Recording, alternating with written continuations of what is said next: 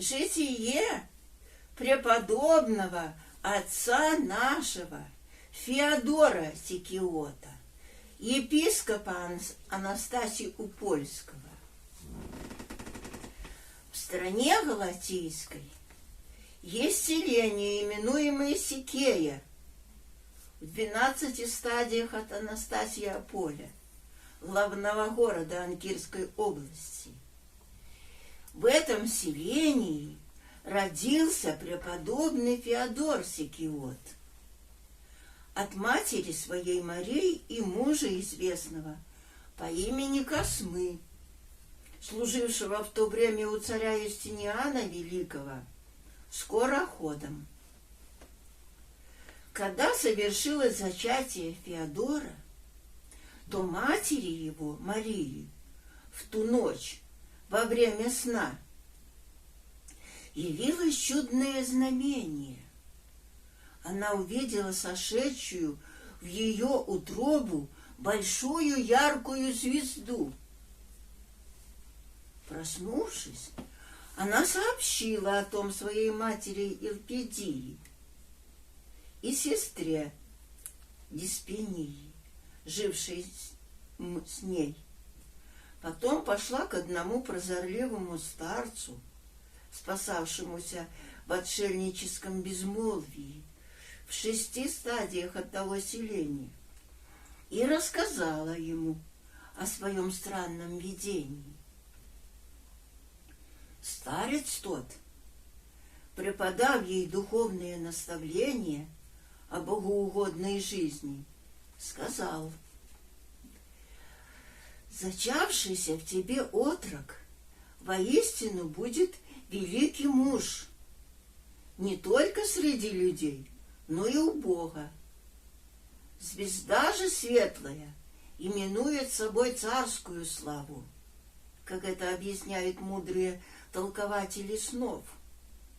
Но для тебя, виденное тобою, не должно иметь значения царской власти на земле, а звезда, которую ты видела, предвещает ту славу добродетели и благодати Божией, которую Бог одарит твое чадо.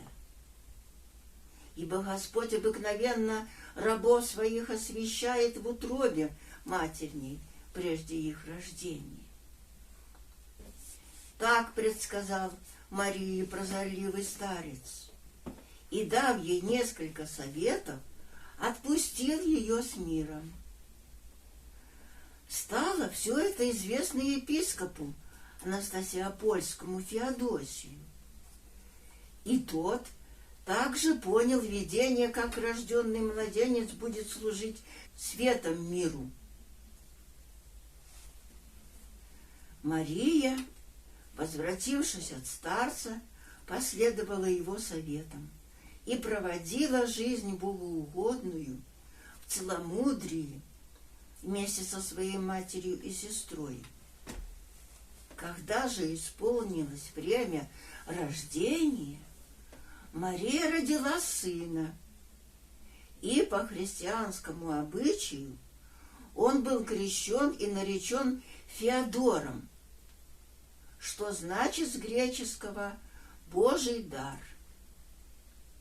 Самым своим именем, означающим, что отрок будет великим даром миру от Бога. Когда ему исполнилось 6 лет, мать пожелала записать его заранее в военную службу, и для этого приготовила ему драгоценные одежды, золотой пояс и другие нужные для этой службы вещи, и хотела отправиться в Константинополь, чтобы там отдать его царю на службу. Но в сонном видении явился ей святой великомученик Георгий, говоря: «Зачем ты такое намерение замыслила о детище своем? О, жена, не трудись напрасно. Царь Небесный себе требует сына твоего. Пробудившись, Мария начала плакать и говорить, что близка смерть сыну ее, думая, что он умрет скоро. Но отрок возрастал летами и разумом. 8 лет мать отдала его в учение, и с помощью благодати Божией он учился лучше прочих детей и был любим всеми за свое добронравие. Даже в детских летах и в детских играх проявлялся сильный ум Феодора. Он воздерживался от клятвы, хулы и предостерегал других детей от всего этого, усмиряя их споры и ссоры. В доме сих женщин жил один старец, Стефан, богобоязливый и благочестивых, которого любили и почитали как отца за его добродетельную жизнь. Отрок Феодор, видя, что он постится в святую Четыредесятницу до вечера и вкушает только небольшой ломоть хлеба с водой, воспламенился любовью к Богу и начал подражать его посту, также воздерживаясь до вечера. Когда же в обеденное время он шел из училища домой, то мать заставляла его есть с ними, но он отказывался. И чтобы не принуждали его, перестал в обычное время приходить домой, а старался приходить только к вечеру. И сейчас же из дома он шел со Стефаном в церковь на обычное пение. С ним причащался пречистых тайн тела и крови Христа Бога нашего. Поздно возвращался домой и подкреплялся только куском хлеба с водой. Мать и все домашние пытались убедить его есть вареную и всякую другую пищу, но он не соглашался на это. Она просила учителя отпускать домой во время обеда отрока с училища, чтобы хотя этим способом заставить его что-нибудь есть, так как от постоянного поста он стал очень худ телом. Феодор же, отпускаемый из училища, не шел домой, но всходил на бывшую недалеко от того места гору, на вершине которой воздвигнут был храм в честь великомученика Георгия, где святой великий мученик, видимо, являясь ему в образе прекрасного юноши, вводил его внутрь храма. Там юный Феодор много упражнялся в чтении книг и проводил все свое обеденное время. Выходя из церкви, как бы из дому, он снова шел в училище. Вечером на вопрос матери, почему не пришел обедать, отвечал, что не выучил стиха и потому был оставлен. И снова мать шла к учителю с просьбой отпускать его домой. Учитель же с клятвой уверял ее, что по первому же ее прошению он отпускает в час обеда Феодора вместе с прочими учениками. Однажды она, увидав, что он шел не домой,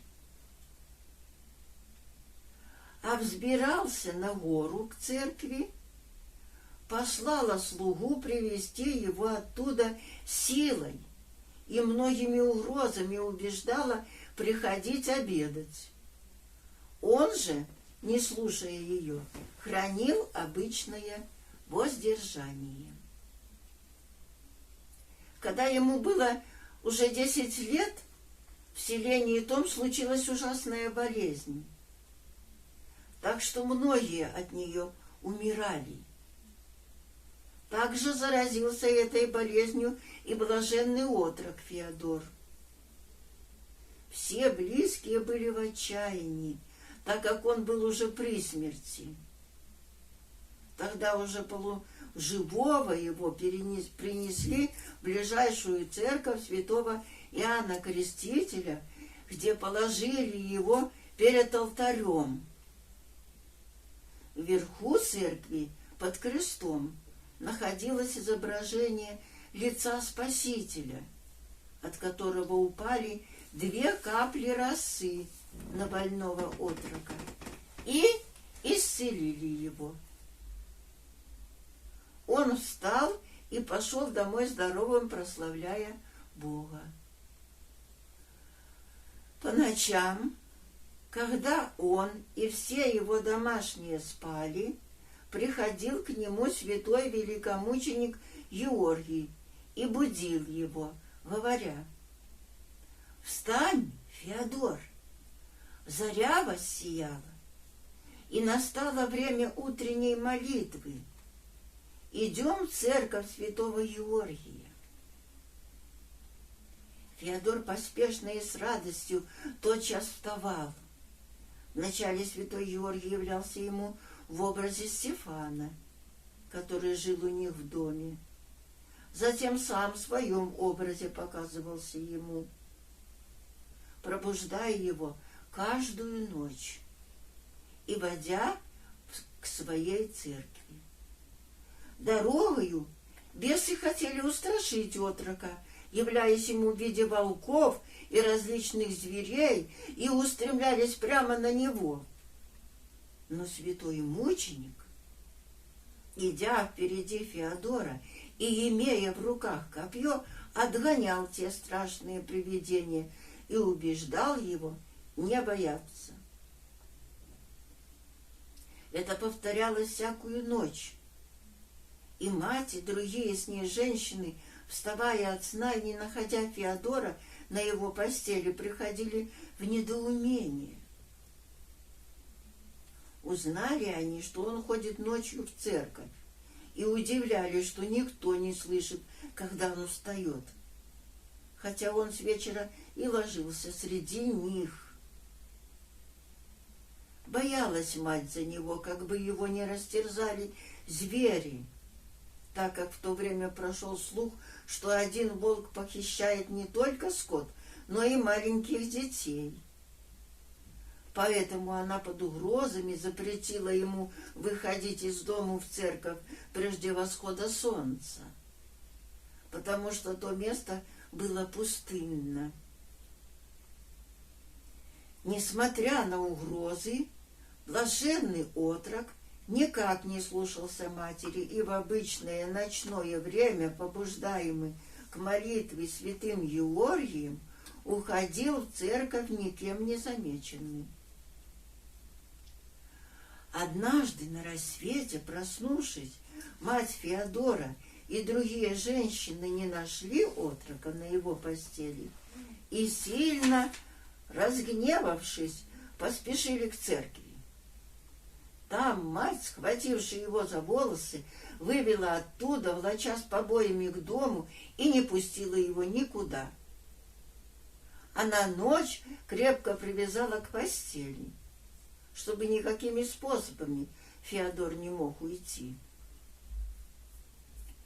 В эту ночь святой великомученик Георгий явился в сонном видении матери его и прочим женщинам, имея меч, припоясанный при бедре, пригрозив которым, грозно сказал: «Головы ваши отсеку вам, если вы еще будете бить отрока и запрещать ему ходить ко мне».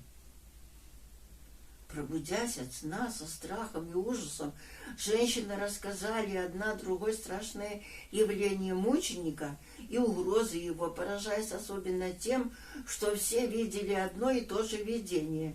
И они тотчас же развязали святого отрока, ласкали его и смиренно просили, чтобы он на них не гневался за то, что они били его. Они спрашивали его, каким образом, выходя из дома раньше дневного света, он не боится зверей.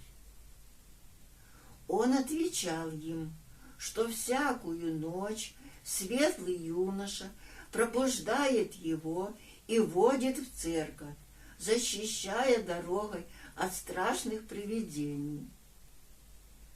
Тогда поняли женщины, что святой великомученик Георгий, которого они видели в видении, является ему и защищает его. С тех пор ни в чем не возбраняли Феодору и предали его промыслу Божию, говоря: «Да будет воля Господня». Была у этого святого отрока маленькая сестра именем Влатта, родившаяся от второго мужа, матери Феодора, по уговорам родственников, вышедшая в молодых летах вторично замуж. Эта отроковица очень любила своего брата Феодора и часто днем следовала за ним в церковь, молясь с ним вместе и стараясь подражать его жизни. Дух Божий действовал в ней так же, как и в Феодоре. Недалеко от дома их была церковь святого мученика Емельяна, который в стране Галатийской, в городе Анкире, в царстве беззаконного Юлиана Отступника, после долгих мучений был распят на кресте. Блаженный Феодор взошел в церковь этого мученика и провел здесь ночь в молитве. В полночь он задремал, и ему было такое видение. Представилось Феодору, что стоит он перед царем, сидящим на престоле в большой славе, окруженном множеством воинов, а около царя была пресветлая жена, одетая в парфиру. И услыхал он голос царя, говорящий ему: «Подвязайся, Феодор, чтобы принять в Царстве Небесном совершенную награду. Я же тебя и на земле сделаю достойным чести и прославлю пред людьми». Это видение было ему в 12-летнем возрасте. С того времени он возгорелся большим желанием и любовью к Богу и начал сильнее трудиться. Затворившись в одной из комнат своего дома, он оставался в ней от праздника Крещения до вербной недели, упражняясь в посте, молитве, чтении книг и беседуя только с одним Богом. В первую же и среднюю недели Великого Поста он ни с кем не говорил и находился в глубоком молчании, углубляя весь свой ум в мысль о Боге. Так окончились святые дни Великого Поста, и наступил праздник Воскресения Христова. Ненавистник дьявол, не терпя более видеть такого добродетельного отрока, придумывал, как бы его погубить, и замыслил такую хитрость.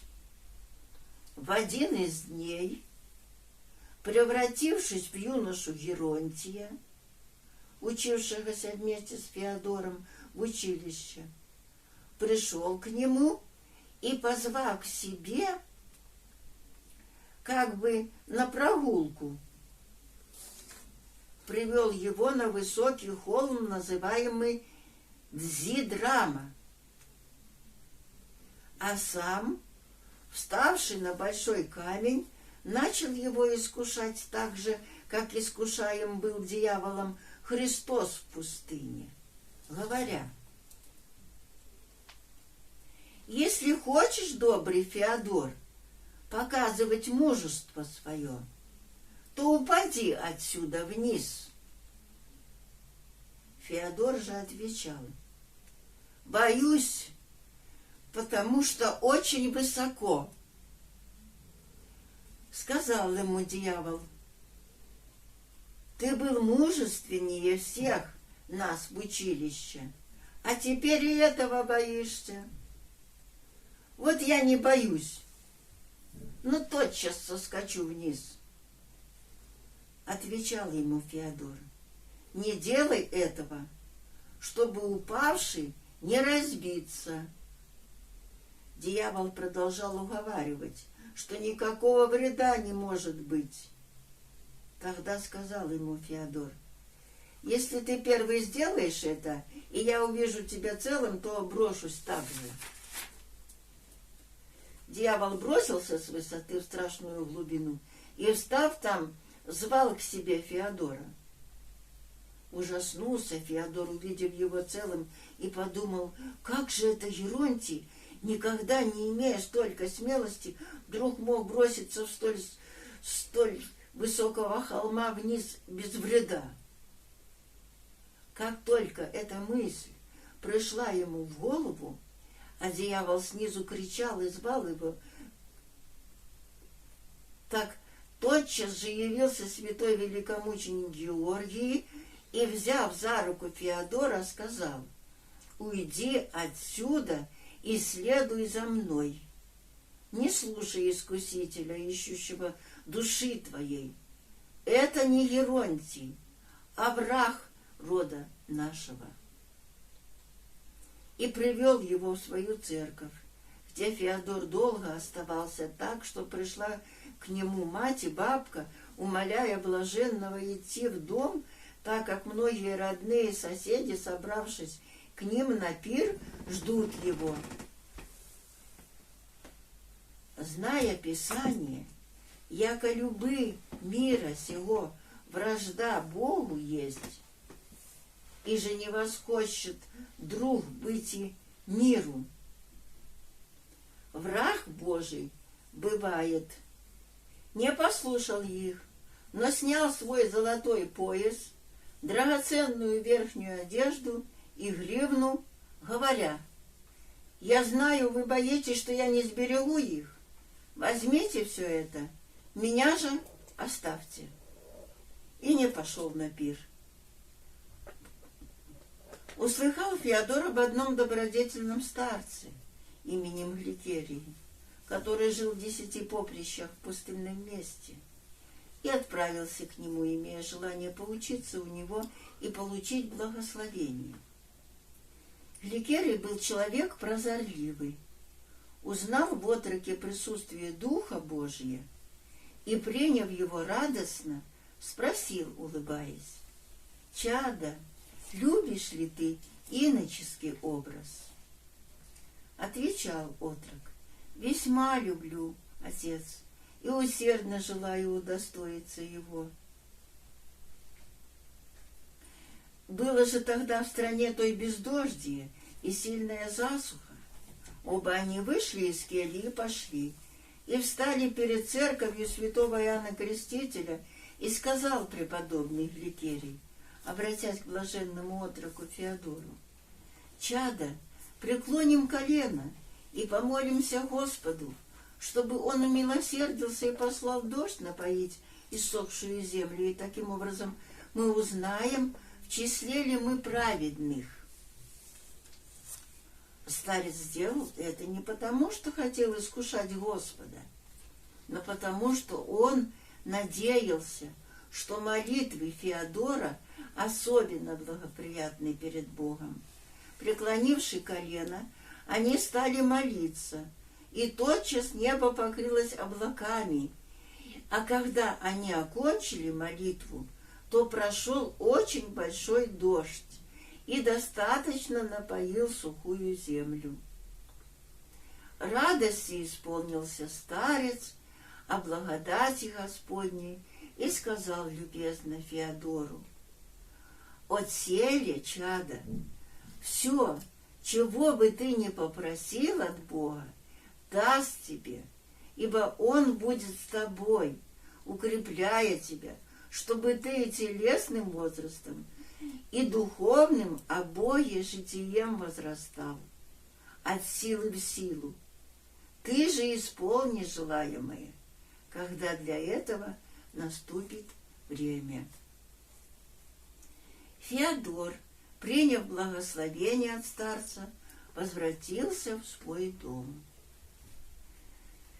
14 лет от рождения он замыслил окончательно оставить свой дом, чтобы жить на горе при церкви святого Георгия, и умолил мать и всех домашних не препятствовать его намерению и не приходить смущать его. Они не смели запретить ему, зная, что с ним Бог. Феодор пошел, выкопал себе пещеру в горе под алтарем и пребывал там, постоянно ходя в церковь для молитвы.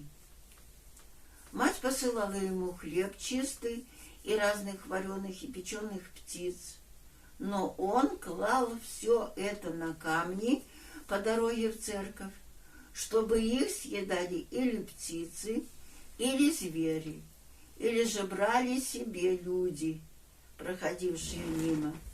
Сам же питался приносимыми в церковь просфорами, съедая только по одной вечером. В 8 поприщах от пещеры было место, обитаемое демонами, называемое Арея, о котором рассказывали, что живет там нечестивая богиня Диана со множеством бесов. Так что никому нельзя было миновать того места без беды. В особенности же в полдень, в июле или в августе месяце, и много людей от тех бесов было мучимо до смерти. Слышал об этом блаженный Феодор. И в те месяцы приходил каждый день на то место и проводил там весь день, возвращаясь к вечеру, никакого несчастья не потерпев от бесов, ибо они, завидев его, бросались бежать, прогоняемые силою Божией. В январе месяце, в праздник Богоявления, он ходил с прочими людьми и клириками на освящение воды, входил в воду босой и так стоял неподвижно до окончания всего пения. После праздника затворялся в своей пещере и безвыходно оставался в молчании, даже до вербной недели. Бабка его, Илпидия, любившая его больше, нежели обеих дочерей, утешалась такой жизнью и приносила ему в пищу овощи и яровой хлеб, которые он вкушал каждую неделю по субботам и воскресеньям. Все изумлялись такой благодати Божией в столь юном отроке и прославляли Бога. Говорили: утаил еси сия от премудрых и разумных, и открыл еси тя всему младенцу. Также епископ Анастасий Апольский Феодосий, слыша все это о Феодоре, радовался и всем, восхваляя его, говорил: От Бога научается этот отрок таковому житию. Однажды Феодор заболел от стужи, и когда воздремал, явился ему святой великомученик Георгий и сказал: «Какая причина твоей болезни, чадо?» Феодор посмотрел и увидел нечистого духа, стоявшего вдалеке, и, показывая на него, великомученику говорил: «Вот тот скверный и мерзкий нагнал на меня эту болезнь». Святой Георгий, схвативший беса, сильно мучил его и отогнал от. А Феодора, взявши за руку, сказал: «Встань и будь здоров. Теперь тот скверный и коварный не явится пред твое лицо». Тотчас же Феодор встал и почувствовал себя вполне здоровым. Человеколюбивый Бог, давший святым апостолам своим власть над духами нечистыми изгонять их и исцелять всякие болезни в людях, подобную же власть даровал и своему возлюбленному отроку Феодору, и он начал творить чудеса в славу Божию. Один человек привел к нему в церковь бесноватого сына своего, умоляя исцелить его. Феодор, будучи еще слишком юн, не знал, что делать, и отказывался. Тогда пришедший начал плакать и, дав Феодору в руки бич, сказал: «Раб Божий, возьми этот бич и, угрожая, бей сына моего со следующими словами: отойди, дух нечистый от отрока, во имя Господа моего». Блаженный Феодор поступил так, как научил его этот человек, и начал бес кричать в отроке: «Уйду, уйду, только на 1 час оставь меня». Когда Феодор отошел к алтарю, то бес закричал: «О мучение! О великая сила Назарея! С того времени, как сошла на землю, она вооружила на нас людей, и теперь этому ничтожному отроку дала власть над нами. О горе мне!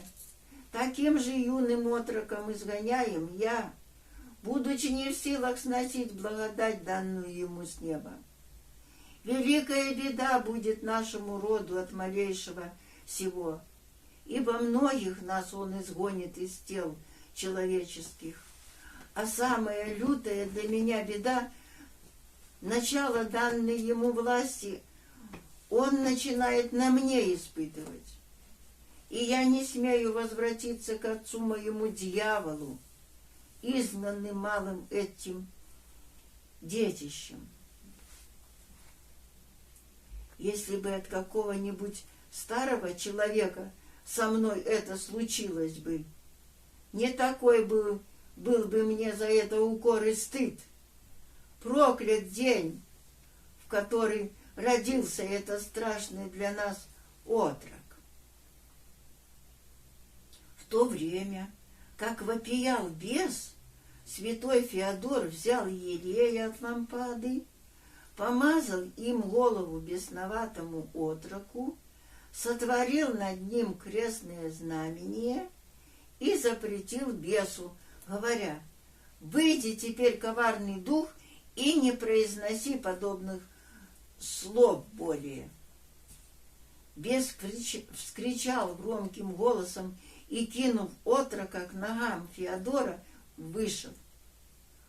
Отрок же благодатью Божией стал здоров. Об этом чуде узнали все, жившие в той стране, и прославили Бога.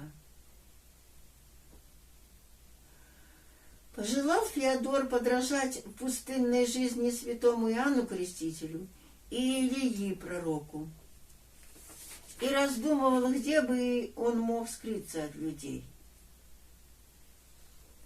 Для этого он поднялся на высокую часть горы и нашел там уединенное место, где увидал большой камень, под которым ископал себе пещеру и затем попросил одного из клириков, добродетельного диакона, приносить ему в известное время немного хлеба и воды, заклиная его именем Божиим никому не говорить о нем. Он взял от клирика жесткую волосяную одежду, а до тех пор всегда ходил в мягких одеждах, даваемых ему матерью, и затворился в этой пещере. Клирик по просьбе его и вход землей засыпал, оставив только небольшое отверстие, чтобы можно было подать ломоть хлеба и кружку воды. Так провел 2 года жизни в полном затворе святой Феодор, как погребенный мертвец, и никто о том не знал, кроме клирика. Люди того селения приходили в церковь и, не видя там Феодора, удивлялись и недоумевали, куда он скрылся. Случилось в это время проходить там воинским полкам, и некоторые думали, что воины взяли и увели Феодора с собой, и просили князя своего отправить в полки за поисками слугу его. Но искавший там прилежно не нашли и думали, что он был съеден зверями. Плакали по нем мать и все домашние его неутешно, как по мертвым. И все люди того селения жалели о нем. По прошествии 2 лет клирик, побуждаемый отчасти неутешными рыданиями матери Феодора, отчасти боясь, чтобы он не умер от такой тесноты, рассказал о нем. Тогда пошли все с поспешностью и радостью, и, отворивши пещеру, извлекли его оттуда почти мертвым. Он же, как только увидел дневной свет, был безгласен на много часов. Голова его покрылась трупьями и червями, и плакали, смотря на него домашние, и привели его в церковь святого Георгия. Мать хотела взять Феодора к себе в дом, чтобы полечить его, но он никак не хотел и оставался по-прежнему при церкви мученика. Голова же его через несколько дней совершенно исцелилась. Узнал об этом Анастасий Опольский епископ Феодосий и прибыл с причтом в это селение, чтобы увидать раба Божия Феодора. И, увидав, удивился житию его. Побуждаемый внушением Святого Духа, он сначала благословил Феодора на низшие степени клира, а потом посвятил в сан пресвитера, хотя он имел только 17 лет. Епископ говорил о нем так: «Таковой человек, в котором благодать Божия живет, восполняя время, достоин быть рукоположен и раньше надлежащего времени, ибо святой апостол Павел святого Тимофея, еще совсем юного, удостоил сана пресвитера». К Феодору же обратился со словами: «Господь, удостоивший тебя священства, дарует тебе и архиерейство, чтобы тебе пасти словесное стадо его. Прежде же прими монашеский чин, возрастай верой, добрыми делами и помолись о мне». Сказав это и благословив Феодора, епископ отправился к себе, а блаженный Феодор начал совершать бескровные жертвы, достойно предстоя пред престолом Божиим. Имея желание видеть святые места в Иерусалиме и найдя себе доброго спутника, он пошел туда и достиг и Иерусалима. Там он с большим усердием и благоговением поклонился животворящему древу крестному, святому гробу Господню, и, обойдя прочие святые места, поклонился им и молился. Посетил святых отцов, живших там в затворах и в пустынном отшельничестве, сподобился от них молитв и благословений.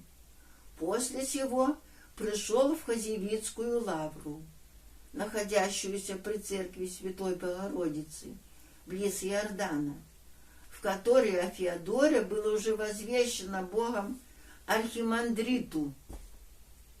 В лавре он был облечен в иноческий образ по повелению Божию и с благословением отпущен к себе. Возвратившись, он продолжал жить при церкви святого великомученика Георгия, свято служа Богу, сияя, как славный пророк Моисей, благодатью Господней, обильно пребывающий в нем. С помощью ее он исцелял всякие болезни, случавшиеся с людьми, и, как власть имеющий, изгонял духов нечистых. Бабка его, Элпидия, тетка Диспения, и юная сестра Влатта не хотели разлучаться с ним, но, взирая на богоугодную жизнь его, по силе своей старались подражать ему как постом, так и молитвой, и от трудов своих рук нищим подавали милостыню. В скором времени приставилась к Господу в добром исповедании тетка его Диспения, по погребении которой он взял свою 12-летнюю сестру Влатту, привел в девичий монастырь и оставил там у невести в ее Христу, а блаженную Илпидию устроил пока в доме близ себя. Проводя жизнь святую непорочную, Дева Христова Влатта по истечении 3 лет перешла в чертог своего бессмертного жениха. Узнав о ее кончине, святой Феодор с радостью возблагодарил Бога. Елпидия же, по совету святого, удалилась в близстоящий женский монастырь при церкви святого мученика Христофора, куда присылал к ней преподобный, приводимый к нему за исцелением бесноватых и больных девиц, чтобы Елпидия давала им наставление, как молиться, поститься, и чтобы поучала их добронравию. По отшествии блаженной матери его в монастырь, не имея никого в служении у себя, он нанял работника, чтобы служил ему. Промысл Божий хотел сделать Феодора ловцом человеков и начал посылать ему некоторых людей для сожительства. Во-первых, некто Епифаний, молодой летами, понуждаемый боголюбивыми стремлениями, пришел к нему. Рад был блаженный Феодор, что Бог не оставил его одного. Приняв Епифания, он облег его в иноческий образ и наставил его на столь святое житие, чтобы он и над бесами имел власть, изгоняя их из людей. Также одна благочестивая женщина, получившая от преподобного Феодора исцеление от своей болезни, привела к нему своего малолетнего сына именем Филумена, умного и хорошо знающего читать и писать. И были эти 3 сверстника, рабы Христовы, подобны древним 3 отрокам в Вавилоне, соединенные одной любовью и усердием к Богу, а между ними был сам Господь, говорящий: «Иде же, есто 2 или 3 собрани во имя Мое, ту есмь посреди их». Через несколько лет, когда скончался о Господе блаженный Епифаний, пришел вместо него очень усердный в добродетели Иоанн. В то время прибыли люди из селения, называемого Протомария, преподобному, умоляя прийти к ним, потому что недалеко было место, обитаемое множеством нечистых духов, и никому нельзя было без вреда миновать его, ни людям, ни скоту, а в особенности и по захождению солнца. Пошел раб Божий Феодор на это место и велел там выкопать малую пещеру.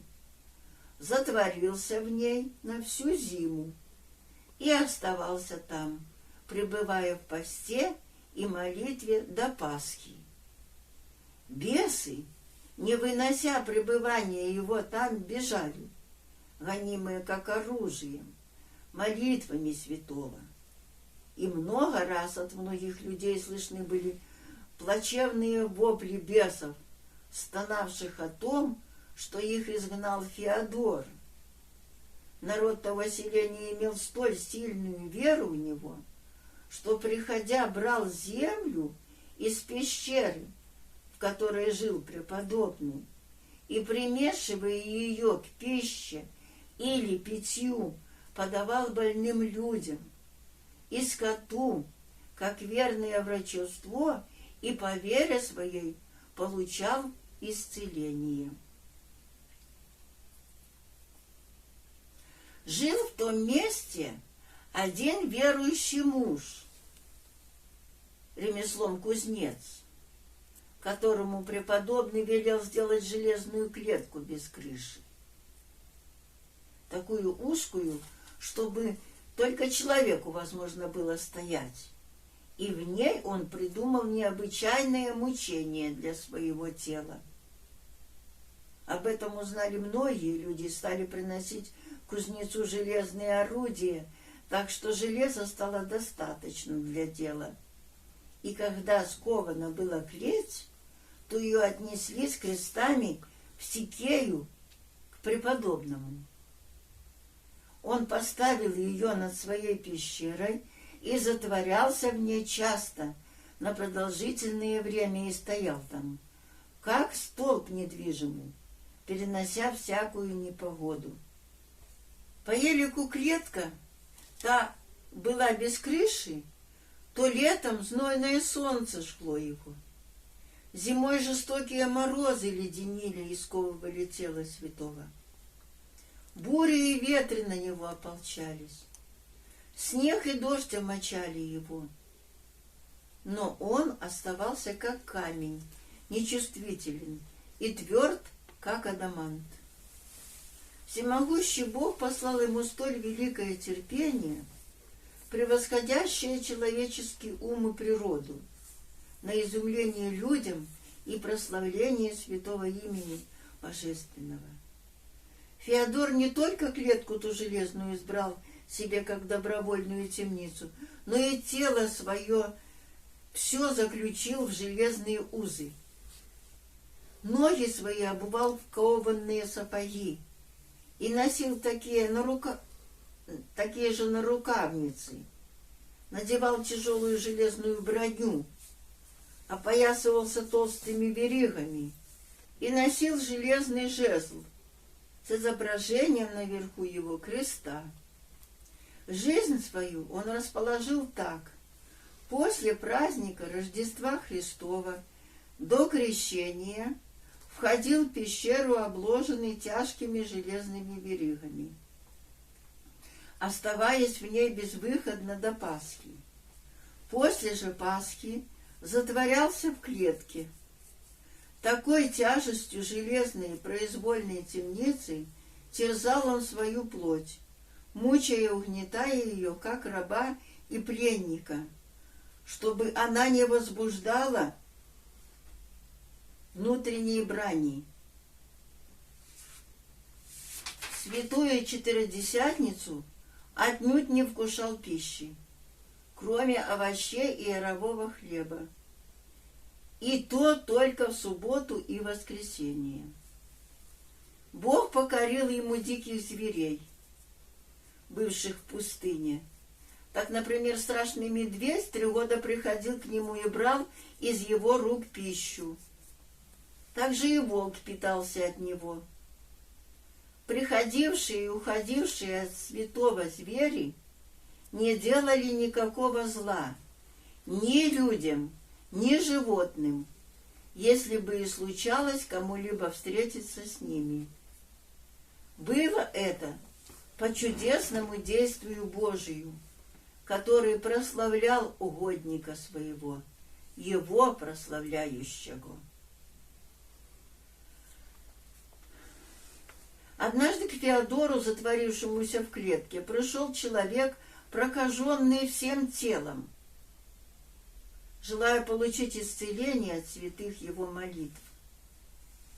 Преподобный велел больному снять свои одежды, взял воду и так помолился Богу: «Господи, Иисусе Христе Боже наш, очисти вы пророком Твоим Елисеем Неемана сириянина от проказы, и сам благоутробием Твоим к нам сошедший и бывший человеком, словом исцелял прокаженные, призри ныне на нас и на воду сию, и, благословив ее, подашь ей целебную силу, якуда возможет очистить от проказы всего предстоящего человека в прославление святого имени Твоего». Помолившись и осенив воду крестным знаменем, он полил водой на голову человека и на все тело, после чего тотчас же больной избавился от проказы и отошел здоровым, восхваляя Бога. Также и один священник, прокаженный по имени Калирий, пришел к святому и только что надел на себя одежду его, в ту же минуту получил исцеление. Видя такую жизнь и чудеса Феодора, блаженная Елпидия радовалась духом. Многих женщин она привела в монашество и наставила в богоугодной жизни, ибо сама была весьма добродетельна и подражала своему внуку в духовных подвигах. О приближении кончины своей узнала Елпидия из откровения ей бывшего и пришла для последнего посещения и прощального приветствия к преподобному своему внуку и рассказала ему свое видение, говоря: «Дитя мое и свет очей моих, я видела в видении прекраснейшего юношу, одетого в светлую одежду, имевшего золотистые волосы и похожего на святого великомученика Георгия, как мы видим его изображенного на иконе. Он пришел ко мне, спрашивая о тебе, желая узнать от меня образ твоего жития и псалмопения. Я рассказала ему все подробно. Он мне сказал: когда поете псалмы, говорите так: благословите Господа, горы и холмы. А потом сказал: о, жена, ты получила большую милость от Бога, что удостоилась видеть своего внука в таком состоянии. Мне же, помощнику его, ты много обязана. Больше же всего подобает благодарение общему владыке и содетелю Богу, который удостоил твоего внука быть в числе святых рабов его. Успокойся же, ибо ты до сего времени трудилась. Блаженная Элпидия, сказавшая о своем видении преподобному Феодору и давшая ему последнее целование, отошла в келью свою. Там, поболев немного, приставилась ко Господу и была погребена преподобным с честью. После ее погребения прибыл некто из города Анкиры и принес преподобному весть, что умерла мать его Мария, и советовал ему, чтобы послал взять ее имение, ибо она скончалась, не имея наследника. Святой ответил ему: ты говоришь неправду, потому что мать моя не умерла. Но посланный уверял, что видел ее мертвою своими глазами. Он же снова сказал: это неправда, не умерла она для меня, не умрет душой, но и теперь жива, и будет жить вечно. И не обратил никакого внимания на оставшееся имущество. Сам же, постясь целую неделю, приносил Богу усердные молитвы о душе ее. Во время пребывания преподобного в пещере пришел к нему из Илеополя Галатийского церковный эконом и через служащего его передал ему слезную просьбу свою, говоря: «Жалься надо мной, раб Божий, случившейся со мною печали.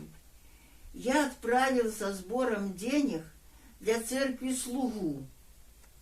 Он же, собрав деньги, бежал. Я гонялся за ним всюду, искал и не мог найти его. Помолись Господу, да покажет мне его, потому что всего моего имения не достанет отдать церкви за все то, что унес мой слуга». Ответил ему святой: «Если ты обещаешь твоего слугу отпустить, не наказывая, и не брать у него ничего больше, а только то, что он взял, то утешит тебя Господь и даст его в твои руки. Если не обещаешься, то ты его не найдешь». Эконом обещал не только не бить его и не брать больше, но дать и от себя, лишь бы вернуть церковное достояние, и сказал: «Я и дети мои останемся нагими, если не в состоянии буду воздать церкви ее похищенное достояние». Тогда ответил ему святой: «Иди с миром домой и будь беспечален, уповай на Бога, ибо Он скоро утешит тебя». Успокоенный эконом отправился домой, имея полное доверие к словам преподобного. Беглец, похитивший церковное имущество, встал на пути, как бы связанный, на месте близ селения, называемого Никея, и не мог ни шагу ступить далее. Ему представлялось, что бежит скоро, тогда как на самом деле оставался на том же самом месте. Люди, случайно шедшие по той дороге, узнали преступника, схватили его и привели к эконому. Таким образом, было возвращено церкви все, что он взял, и эконом сдержал обещание не делать никакого зла, отпустил его и опять пришел к преподобному и принес благодарение.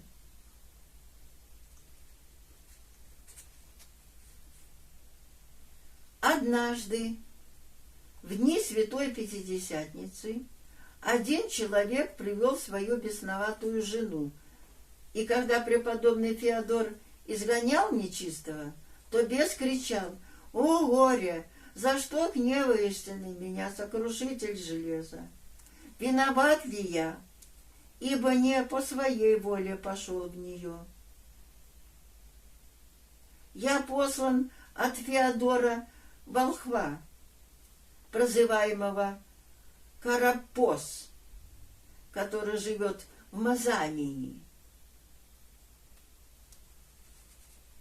Угодник же Божий, именем Иисуса Христа запретив злому духу, изгнал его из этой женщины.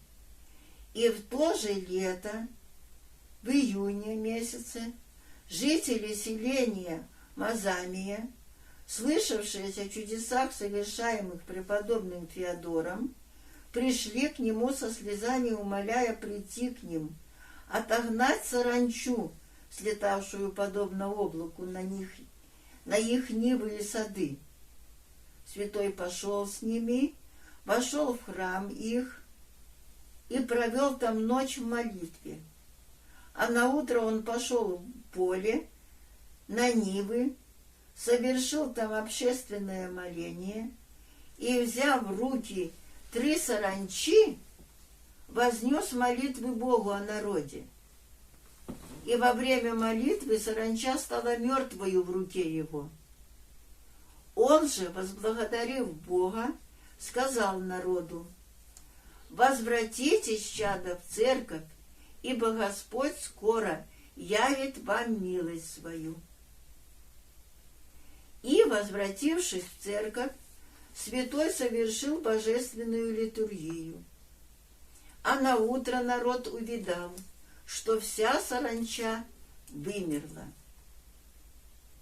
Феодор Карапос, обитавший в тех местах, воспылал завистью к святому Феодору, ибо уже и прежде гневался на него за изгнание из женщины беса, которого тот волхв послал в нее. Гневаясь на святого и завидуя чудотворной в нем Божьей силе, волхв, призвав подручных ему бесов, велел идти на святого Феодора Сикиота и замучить его до смерти. Но они не могли приблизиться к нему, потому что преподобный всегда имел на устах своих молитву, и бесы должны были дожидаться, пока он уснет. Но когда святой спал, благодать Божья, как огонь от него исходящая, опаляла и прогоняла бесов. Они снова возвращались и устремлялись на преподобного, и опять опаляемые и прогоняемые с позором возвращались к пославшему их. И тот с досадой укорял их, говоря: «Поистине ничтожна ваша сила. Если вы к спящему не могли подойти, то что же можете сделать ему бодрствующему?» И утверждали бесы, говоря: «Как только мы приближаемся к нему, так пламень огненный из уст его исходит и опаляет нас, чего мы не можем стерпеть». Волк, распаляемый еще большей злобой и завистью, вложил в рыбу смертоносный яд и послал ту рыбу в дар преподобному. Угодник Божий, хранимый благодатью Христовой, во время своей обычной трапезы вкусил от той рыбы и остался невредим.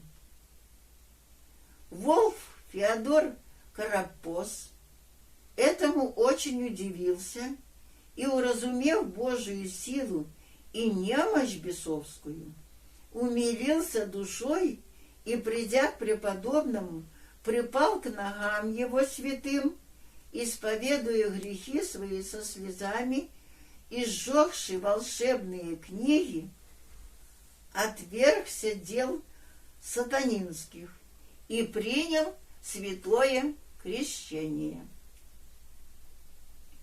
По возвращении в обитель преподобный впал в тяжкую болезнь и ожидал смерти, ибо он видел пришедших к нему святых ангелов и подумал, что они хотят его уже взять душу. Он плакал и рыдал о том, что не готов к смерти. Над ним была икона святых врачей, бессребренников Космы и Дамиана. Они явились ему в видении и по обычаю врачебному осязали жилы рук его и беседовали между собой, как бы отчаиваясь в его жизни, потому что силы его уже ослабели. Они сказали ему: «О чем плачешь и скорбишь, брат?» Больной отвечал: «О том, что не покаялся Богу, отцы мои, и что оставляю сие малое стадо, еще несовершенно направленное на истинный путь и требующее еще многих наставлений». Говорили ему святые: «Хочешь ли, мы умолим за тебя Бога, чтобы Он продлил жизнь твою?» Отвечал больной: «Если вы это сделаете и спросите мне время для покаяния, то будете виновниками многих мне благ и получите награду за мое покаяние». Святые, обратившись к ангелам, просили их, чтобы помедлили немного, пока они, шедшие к царю и Богу, попросят его о Феодоре. Ангелы обещали, и святые старцотепцы Косма и Дамиан идут к всесильному царю Христу Богу нашему, некогда приложившему Езикии 15 лет жизни и умоливший его о приложении лет жизни Феодору, возвращаются в скором времени, имея среди себя юношу, подобного ангелам тем, но сиявшего большею славою. Сей юноша сказал ангелам так: «Оставьте Феодора в живых». О нем умолили владыку всех, царя славы, и он повелел ему быть во плоти. И тотчас святые ангелы с тем пресветлым юношей отошли на небо. Святые же Косма и Дамиан сказали Феодору: «Восстань, брат, и внимай себе и своему стаду. Благий и милостивый владыка принял молитвы наши о тебе и даровал тебе жизнь. Да делаешь и брашно не гиблющее, но пребывающее в жизнь вечную, чтобы многим душам устроить спасение». Сказав ему это, святые врачи стали невидимы. Блаженный Феодор пришел в себя и, почувствовав себя вполне здоровым, встал тотчас, прославил Бога и с большим усердием предался псалмопению и посту. Дарованный ему благодатью Божией, он творил чудеса, исцелял различные болезни и бесов изгонял словом. Слух прошел о его чудесах повсюду. Многие удивлялись и умилялись, оставляли домы свои и к нему приходили для иноческих подвигов. Также многие из получивших от него исцеление не разлучались с ним, но оставались здесь и служили монастырским нуждам. Ибо когда собралось множество братьев, то составился большой монастырь, и Феодор был в своем монастыре архимандритом.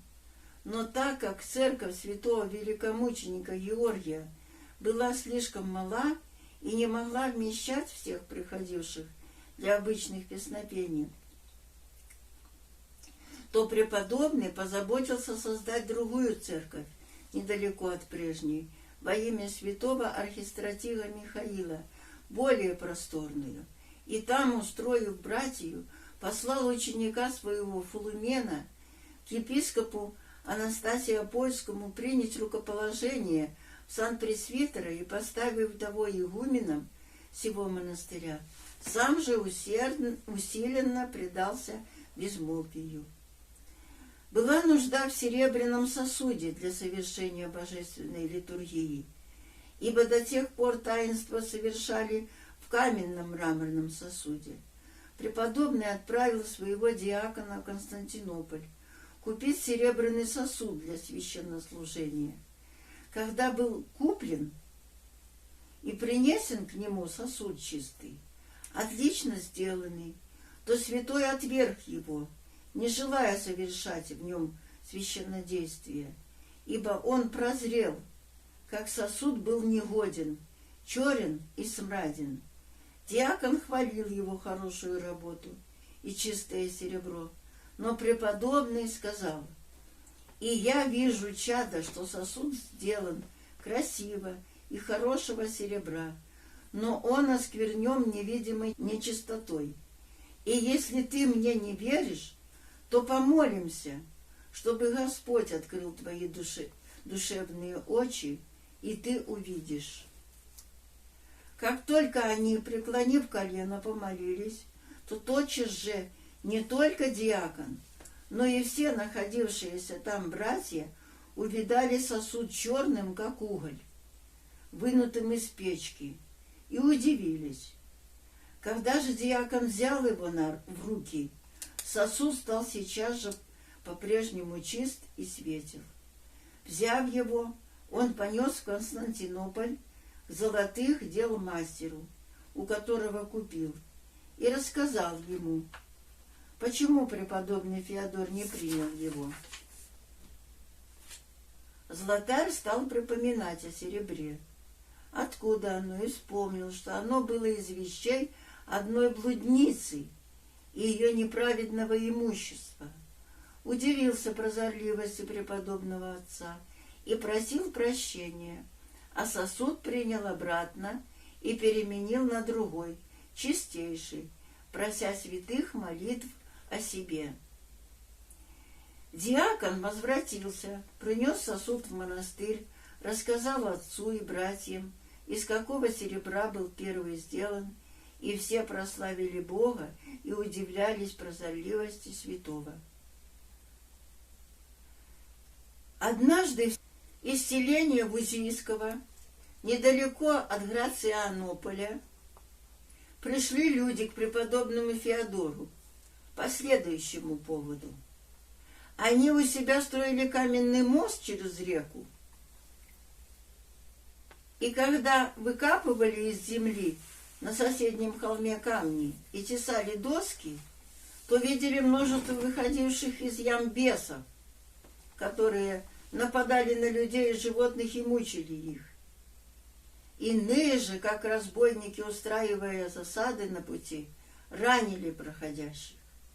Пришедшие умоляли преподобного прийти в их селение и избавить их от бесовского нападения. И Феодор пошел с ними, уповая на Бога. И только что он приблизился к селению, как бесы находившиеся в людях, чувствуя приближение его, выходили навстречу к нему, крича: «О горе! О беда! Зачем, оставив Галатию, идешь сюда, сокрушитель железа? Знаем, зачем пришел, но не послушаем тебя, как это сделали духи в Галатии. Мы гораздо злее и сильнее их». Преподобный, запрещая им, повелел молчать. Наутро же собрал народ, обошел крестным ходом все селение и, поднявшись на вершину холма, изливал горячие молитвы к Богу долгое время. И тотчас бесы, которые оттуда вышли, силой Божией опять там показались в образе мух, мышей, зайцев, и их всех он выгнал в яму, запечатлел крестным знаменем и велел завалить землею и камнями. И так освободил он селение от напасти бесовской. Подобным образом он и многие другие селения и страны, и домы избавил от бесов, а также из множества людей изгнал лукавых духов, которые при одном имени его трепетали. Из учеников преподобного многие были известны и велики своими добродетелями. Так, например, блаженный Арсин, затворник, живший в тесной келье, пребывал в молчании, лишь на третий день принимал пищу, немного хлеба и сырой зелени или вареных овощей и воды в меру. В святую Четыредесятницу он питался только в субботу и по воскресеньям, и то сухоедением. Подобное житие проводили и другие два мужа. Евагрий и Андрей, имея свои затворы недалеко от Арсена. И честном их житии очень радовался преподобный Феодор и благодарил Бога. Все трое они согласились пойти в Иерусалим на поклонение святым местам и просили отца отпустить их с благословением. Он разрешил, и они прибыли туда и посетили все окрестные лавры и отшельнические обители. Евагрий пожелал остаться там, и, придя в лавру преподобного Саввы, он жил свято, самыми делами показывая себя учеником Феодора. Арсен же и Андрей возвратились к отцу в Галатию и просили его отпустить их жить в разных местах в молчании. Андрей с благословения отца поселился на холме Вриана, в 8 поприщах от монастыря. Арсен удалился в горную часть Потамии, где избрал себе место вдали от селений человеческих, про которые говорили, что там жилище бесов. Там он молился, говоря: «Боже, молитвами отца моего Феодора соблюди меня грешного и защити от козней бесовских, и помоги мне угодить тебе на сем месте». Прежде всего он построил себе келицу деревянную и перезимовал в ней. Потом поставил высокий столб, и 40 лет, проведший в нем, в великом терпении отошел ко Господу. И Елпидий, по наставлению преподобного Феодора, немало преуспел в добродетели. После нескольких лет пребывания с отцом он ушел с его благословением к востоку, поселился близ горы Синайской и долгое время прожил в безмолвии, праведно скончался. После него это место названо было святыми отцами Синая, Елпидиево молчание. Также и Леонтий, ученик отца нашего Феодора, был дивен в отшельничестве. Он безмолвствовал близ Перматии и, удостоившись дара пророчества, предсказывал будущее. Так он предрек нашествие персон. Свое убийство ими, что и сбылось. Ибо когда он не захотел выйти из своей безмолвной кельи, там был убит в ней персами. Затем Феодор, постившийся на горе Драконийской, и Стефан при реке Псалии, и многие другие ученики преподобного Феодора просияли добрыми делами. Одни жили при нем, а другие поселялись по разным пустынным местам. Преподобному Феодору пришло желание еще раз посетить святые места Иерусалима, и он, взяв своих 2 учеников, пошел. В то время в Палестине, где город Иерусалим, было бездождие и засуха, и люди и животные терпели лишения вследствие безводия. Все рвы и водохранилища, в которых собирается вода, высохли. Народ много молился, прося дождя у Бога, но не получал, потому что Господь благодать ту хранил для угодника своего Феодора, и потому привел его в Палестину. Были там некоторые из Галатийской страны, знавшие преподобного Феодора и слышавшие о его чудотворениях. Они говорили народу: мы знаем одного святого отца в нашей стране, могущего одной молитвой наполнить дождем всю вселенную, как некогда пророк Илия. Когда преподобный пришел в Иерусалим, поклонился животворящему древу крестному и живоносному гробу Христову, пришельцы из Галатии узнали его. И скоро пронеслась о нем молва во святом городе и в окрестных монастырях и лаврах.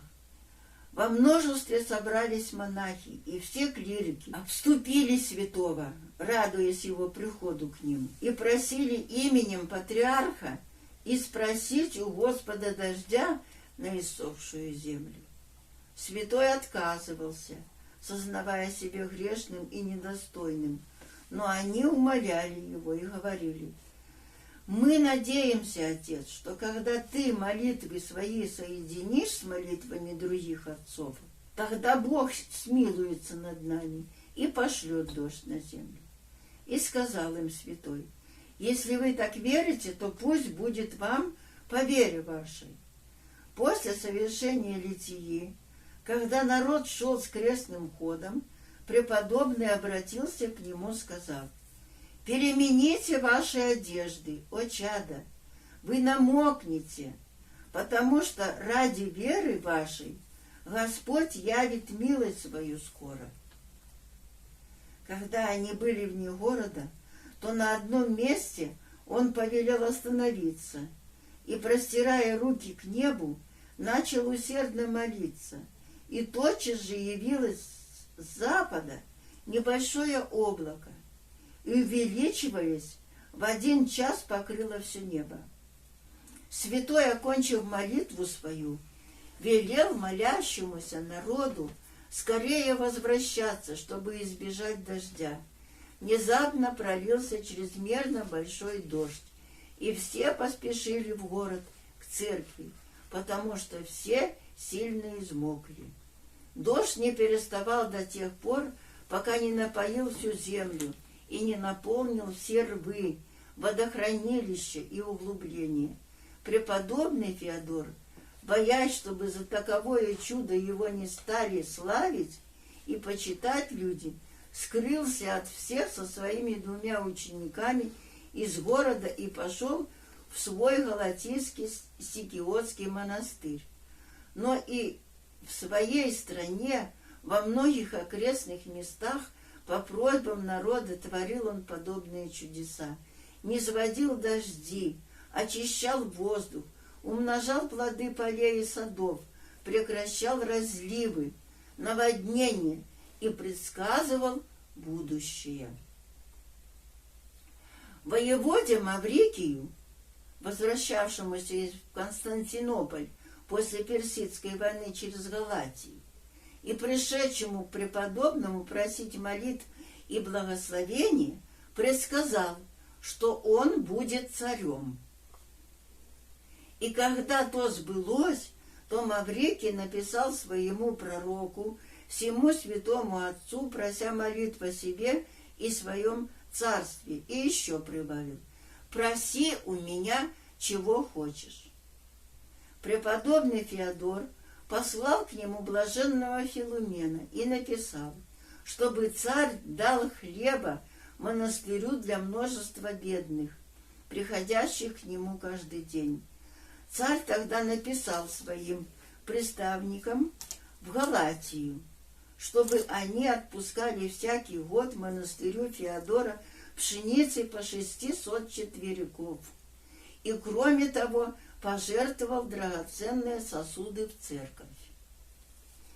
Видя день ото дня умножающуюся паству свою и множество народа, стекающегося в его монастырь ради молитв и исцелений, он разобрал церковь святого великомученика Георгия, которая была очень мала, и построил большую, чудесным образом. Он повелел сдвинуться огромному, неподвижно стоящему камню и идти с своего места на другое. А когда из близ лежащей местности Еварзии везли нерастворенную известь для постройки храма, то внезапно напала дождевая туча, и работники боялись, как бы известь не загорелась и не попалила воза и животных. Тогда преподобный Феодор своей молитвой разделил надвое тучу, и сильный дождь лил по обеим сторонам пути, а на известь и на воз не упала ни одна капля до тех пор, пока все не было привезено к месту церковного здания и сложено с вазов. Когда постройка церкви приходила к концу, приставился Анастасий Апольский епископ Тимофей, бывший после Феодосия, и граждане пошли к архиепископу Анкирской митрополии Павлу просить его поставить в их город епископом преподобного Феодора, архимандрита Сикиотской лавры. Архиепископ был рад и послал за блаженным Феодором, чтоб его привели к нему с честью. В то время преподобный, затворившись в пещере, пребывал в безмолвии и усердно творил свои обычные молитвы. Когда клирики и Анастасий Апольские граждане пришли к нему просить, чтобы он согласился быть у них епископом, он и слышать не хотел. Но они сильно оттворили его келью, вывели преподобного, посадили на святительскую колесницу и привезли в Анкиру с радостью и весельем. Когда же братья его плакали и рыдали об отце своем, что отлучился от них, то он послал сказать им: «Не скорбите, братья, не верьте мне, что не оставлю вас. Нет на земле ничего, что могло бы меня разлучить с вами». Итак, преподобный был поставлен в епископа, Анастасия Апольского митрополитом Анкирским Павлом, хотя и не желал принять такого сана. Когда же он принял его, то одному известному мужу было такое видение. Пресветлая, превеликая звезда спустилась с неба на церковь и своими лучами осветила не только город и страну, но и все окрестные страны и города. Воистину сей преподобный на престоле архиерейском, как свеща на свечнике, явился светом миру, бесчисленными чудесами и образом своего предивного жития, просвещая и удивляя вселенную. Часто он посещал свою Сикиотскую лавру и утешал братью, а храм святого великомученика Георгия, созданный его усердием, осветил. Какие и сколько чудес он совершил, будучи епископом, подробно сказать невозможно. Он нес усиленные труды, имея прилежное попечение о веренной ему пастве. Впрочем, немало преподобный скорбел, что прервано было его безмолвие, и всегда носил в душе непременное желание оставить епископство и снова возвратиться в монастырь на безмолвие. Спустя несколько лет блаженный Феодор опять возымел желание поклониться святым местам в Иерусалиме, и, взявши двух братьев из своего монастыря, архидиакона Иоанна и Мартина, пошел с ними в путь.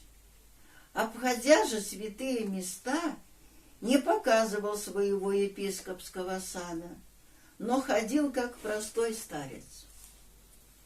Пришла ему мысль не возвращаться к себе, а жить там, в каком-нибудь монастыре, ибо он видел, что ради епископского сана был вынужден оставить иноческие подвиги. Итак, он пошел в лавру святого Саввы и спросил в ней в безмолвии от праздника Рождества Христова до Пасхи. После Пасхи два брата, с ним пришедшие Иоанн и Мартин, непрестанно говорили ему о возвращении домой, но он не хотел их послушать, и в одну ночь в сонном видении явился ему святой великомученик Георгий, дал ему в руки посох и сказал: «Поспеши выйти отсюда и возвратимся в Отечество. Не надобно тебе, оставившее Отечество, здесь молиться». Феодор сказал: «Не могу идти к себе, потому что не желаю епископства».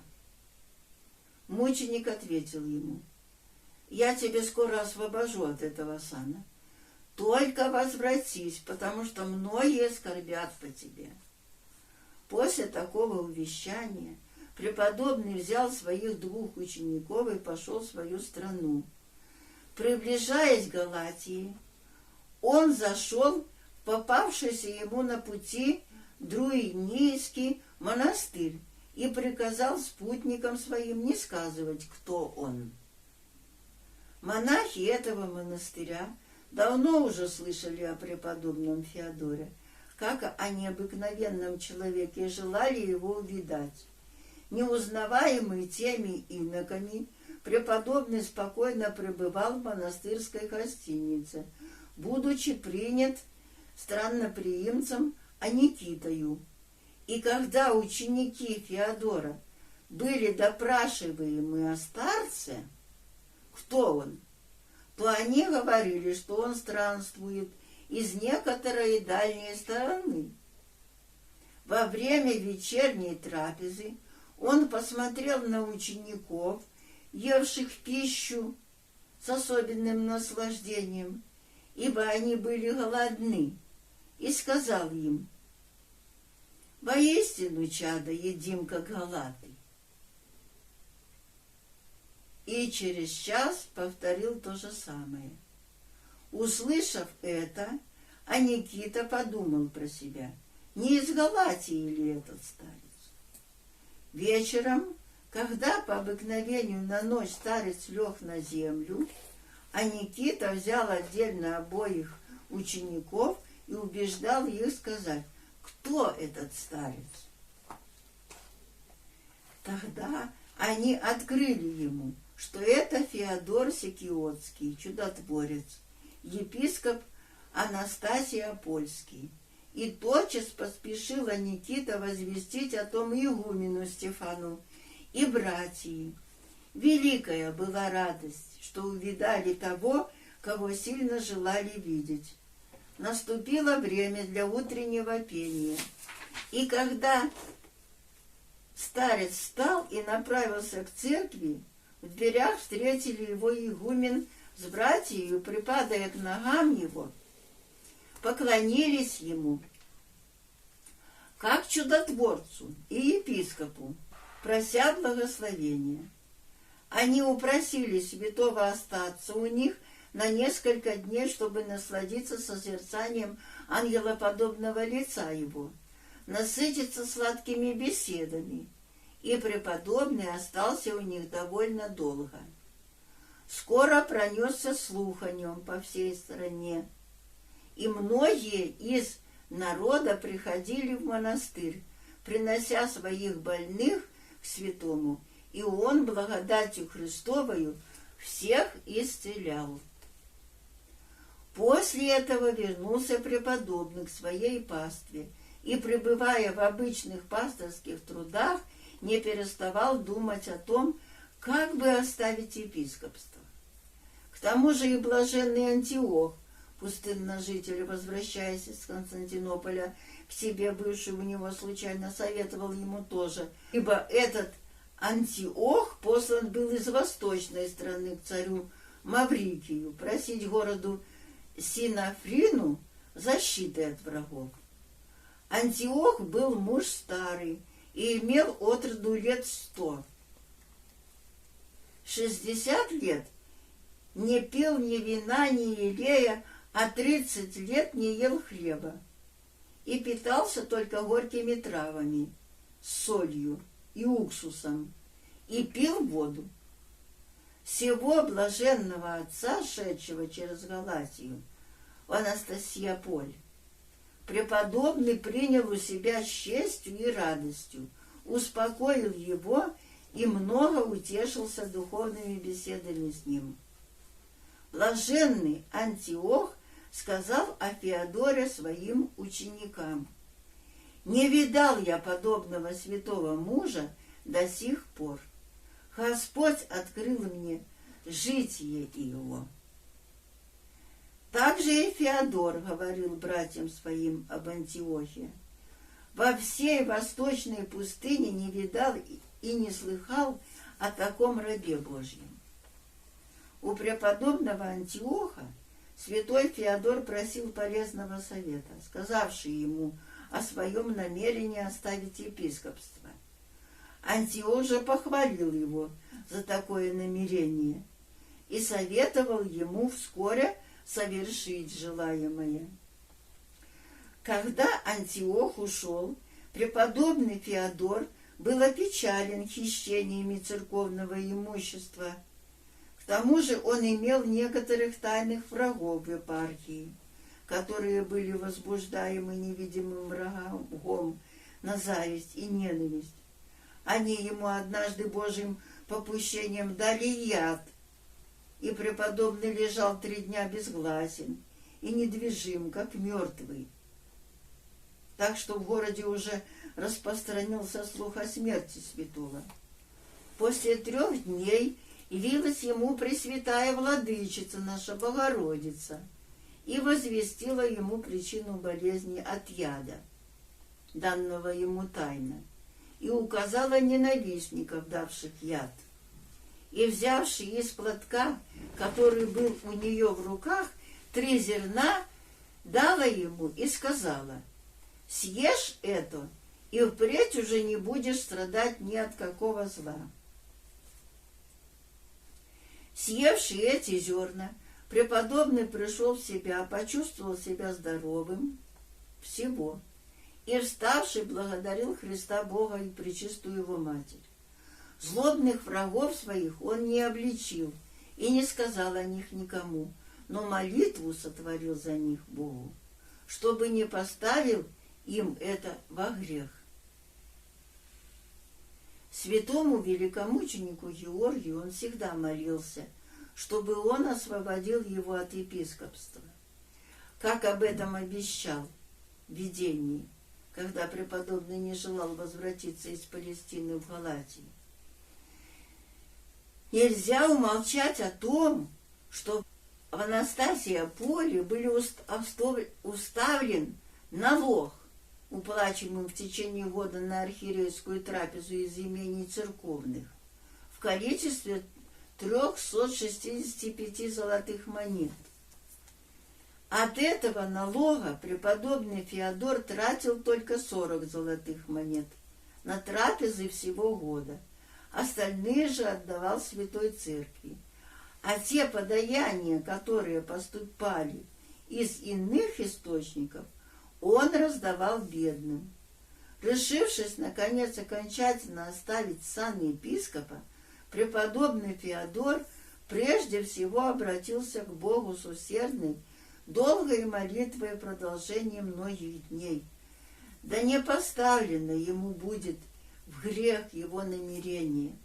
И, получив от Бога в откровении разрешение просимого, он собрал весь клир всех граждан и сказал им: «Вы знаете, братья, что вы меня насильно отторгнули от монастыря и заставили принять бремя епископства.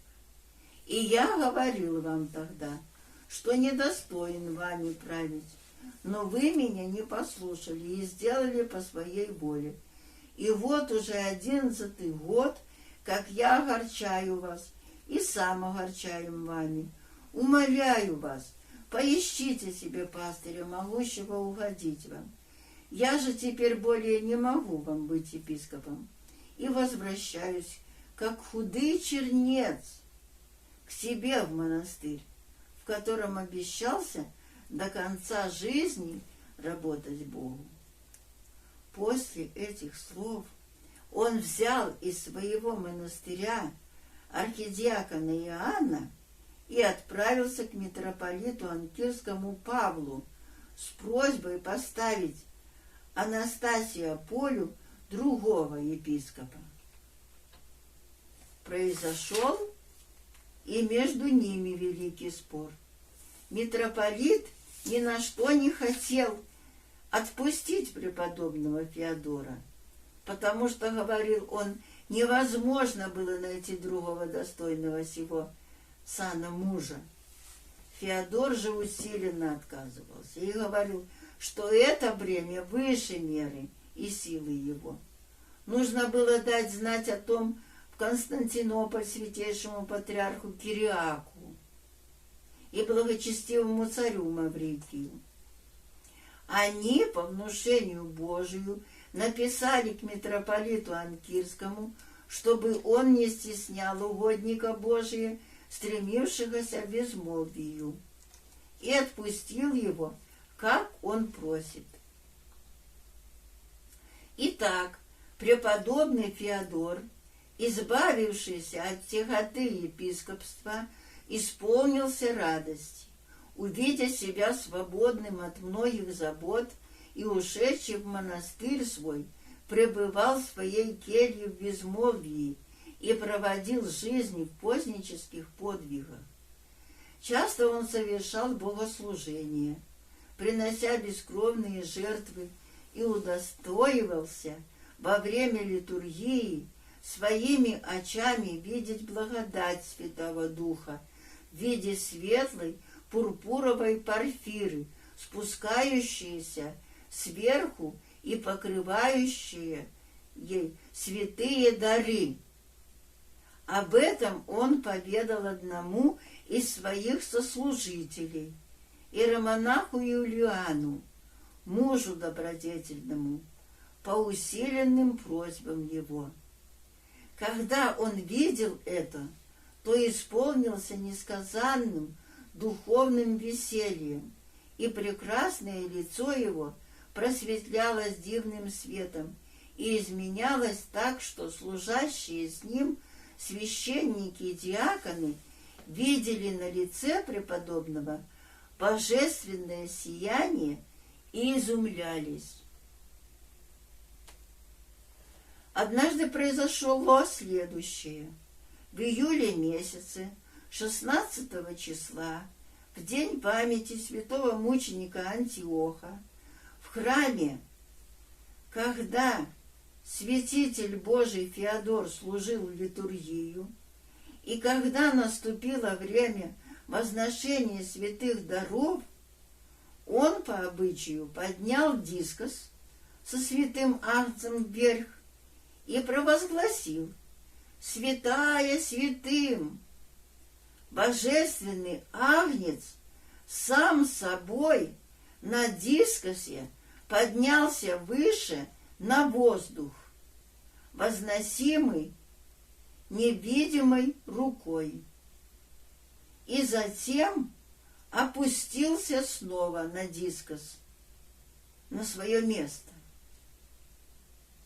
Видя такое чудо, все совершавшие тогда божественную трапезу исполнились великого страха и удивления, а преподобный Феодор проливал потоки слез и, неизреченно радуясь, прославлял Христа Бога, истинно пребывающего в пречистых тайнах своих. Благочестивый царь Маврикий и святейший патриарх Кириак желали увидать преподобного Феодора, о котором много слышали, и писали ему, чтобы он приехал к ним в Константинополь, дабы удостоиться его молитв и благословения. Преподобный не мог ослушаться их и отправился туда, где и был встречен всеми с великим почетом. Немного времени прожил он в Константинополе, но сотворил много чудес силою Божией. Возвратил зрение слепому отроку, расслабленную женщину содрав оставил, многих бесноватых от мучительства дьявольского освободил, кровоточивую молитву исцелил, царского сына очистил от проказы, неплодным в супружестве своим благословением даровал чадородие, и много других славных дел совершил и всех утешил благодатью Господней. После чего возвратился в свой монастырь. Но потом не скоро и второй раз он призван был в Константинополь во время царствования императора Фотии по вызову святейшего патриарха Фомы, который занял престол после Кириака. Причина вызова его была такая. В стране Галатийской случилось необыкновенное происшествие. В одном из городов ее во время всенародного хождения с крестами деревянные большие кресты вдруг сами по себе какой-то дивной силой сильно заколебались, ударялись один на другой и разбивались. Об этом чуде пронесся слух повсюду, и даже в Константинополе. Тогда святейший патриарх Фома послал к преподобному Феодору, прося его поскорее прийти к нему, и когда святой прибыл, то святой патриарх расспрашивал его о чуде том, и что бы могло оно предзнаменовать. Святой ответил, что действительно чудо было, но сказать о том, что оно предвещало, он отказался, говоря, что не знает той неведомой тайны Божией. Тогда святейший патриарх припал к ногам его с мольбой и этим своим смирением убедил преподобного предсказать будущее. Старец сказал, что колебания крестов, ударение и сокрушение их друг от друга знаменуют будущие великие беды на Церковь Божию и на греческое царство. С одной стороны, от внешних врагов, и с другой стороны, от внутренних.